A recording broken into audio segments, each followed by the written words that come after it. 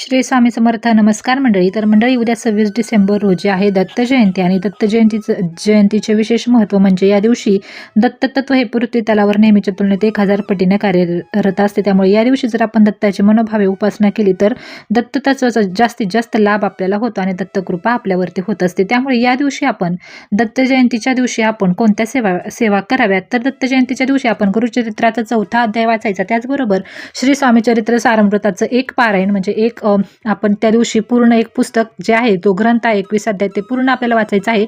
त्याचबरोबर तुमच्या जवळच्या स्वामी मठात किंवा दत्त मंदिरामध्ये पिवळ्या वस्तूंचं दान करायला अजिबात विसरू नका.